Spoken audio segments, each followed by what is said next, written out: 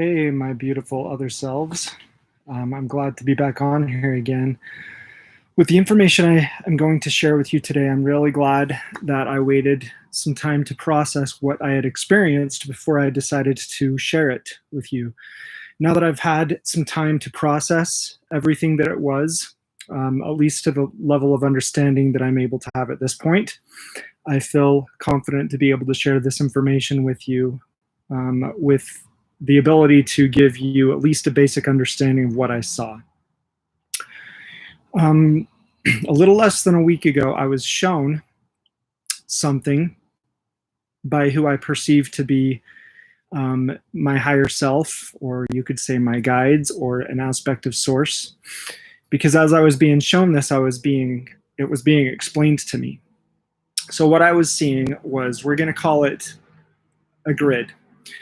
What it looked like was a type of sacred geometry I've never seen before and haven't been able to find even since I saw it. It is so intricate and complex, there's nothing I've ever seen like it.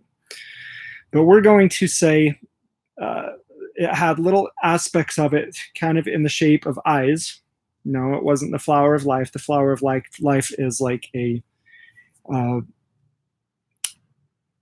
toddler's drawing in comparison to the complexity and the intricacy of this form of sacred geometry. But it had, I'm going to call them nodes, and they were in the shape of an eye.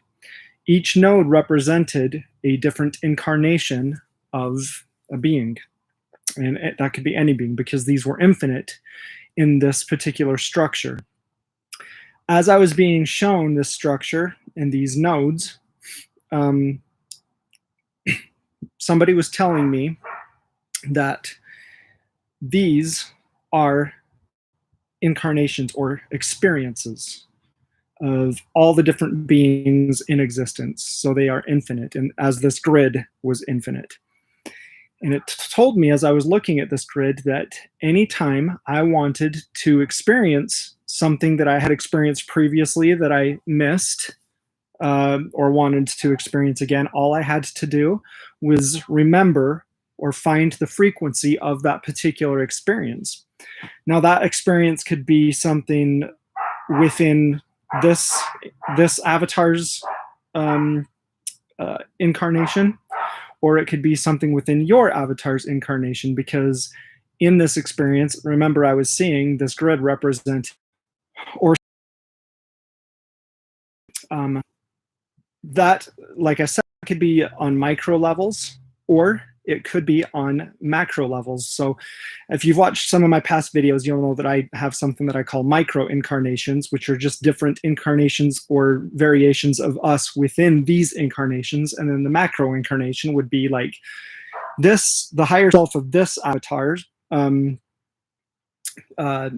has multiple different incarnations. And so those would be my higher self's macro incarnations.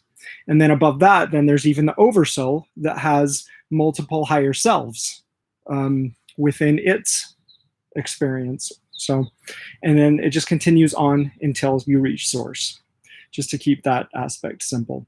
So from this higher dimensional perspective, I could, in essence, go into your experience, which is just another aspect of me, because we are one. You have to have the understanding of the law of one to even have basic understanding of this video that I'm sharing right now.